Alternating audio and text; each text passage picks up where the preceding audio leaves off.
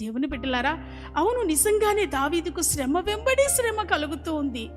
ఆ టైంలో అధైర్యంతో ఉన్న దావీదు గారి గుండెను ధైర్యపరచడానికి దేవుడు తన స్నేహితుడైన యోనాతానును నిలవబెట్టాడు. అంత అధైర్య పరిస్థితిలో యోనాతాను గారు వచ్చి అంటాడు కదా, దావీదా, నువ్వు తప్పక నిశ్చయంగా నువ్వు రాజు అవుతావు, నేను నీకు సహకారిని అవుతాను.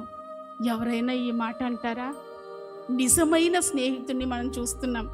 అంటాడు, దావీదు, భయపడిపోతున్నావా? మా నాన్న పదే పదే నిన్ను వెంబడిస్తున్నాడు కదా, నీవు రాజు అవుతావని మా నాన్నకు కూడా తెలుసు.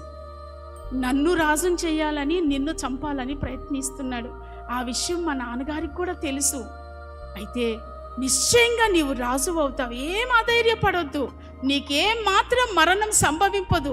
మా నాన్న చేతిలో దేవుడు నిన్ను చిక్కించడు, నీ ప్రాణము అలాగే నిలిచి ఉంటుంది, నీ ప్రాణం ఏమీ పోదు, మా నాన్న చేతిలో నీవు చంపబడవు, నీవు నిశ్చయంగా రాజు అవుతావు, అప్పుడు నేను నీకు సహకారిని అవుతాను. నిజమైన స్నేహం అలాగే ఉంటుంది. స్వార్థాన్ని కోరని స్నేహం అది. యేసయ్యలో కనిపిస్తుంది ఈ స్నేహం. ఆయన అంటాడు కదా, కాలిన అరణ్యములో నేను నిన్ను స్నేహించాను. అరణ్యం అంతా కాలిపోయింది. ఒకవేళ చెట్లుంటే ఏదైనా తినైనా బ్రతకచ్చు అరణ్యంలోనైనా. మొత్తం అరణ్యం అంతా కాలిపోయింది. ఆ వ్యక్తి అరణ్యం మధ్యలో ఉన్నాడు. కనీసం ఆహారం తినడానికి కూడా తనకి ఏమీ లేవు అక్కడ.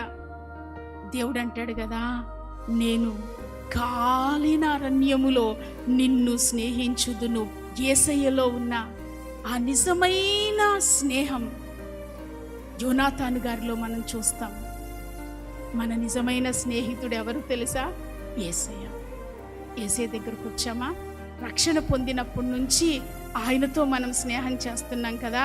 మధ్యలో ఇబ్బందులు వస్తాయి, స్నేహాన్ని విడిచిపెట్టొద్దు. ఇరుకులు వస్తాయి, స్నేహాన్ని విడిచిపెట్టొద్దు. మరణాపాయకరమైన సంఘటనలు జరుగుతాయి, ఆ స్నేహితుడిని విడిచిపెట్టొద్దు. ఎందుకంటే కాలిన అరణ్యంలో కూడా నీతో స్నేహించే దేవుడు ఆయన. ఎవ్వరూ నీతో లేకపోయినా, నీవు ఒంటరిగా ఉన్నా నిన్ను స్నేహించే దేవుడు ఆయన, నిన్ను ప్రేమించే దేవుడు ఆయన. భయపడొద్దు, నేను ఒంటరిదాన్ని, శ్రమల్లో కనీసం ఆదరించే వారు కూడా నాకు లేరనుకుంటున్నావా? నీ దేవుడే నిన్ను ఆదరిస్తాడు. నిజమైన స్నేహితుడిని ఏ సమయంలో కూడా విడిచిపెట్టొద్దు.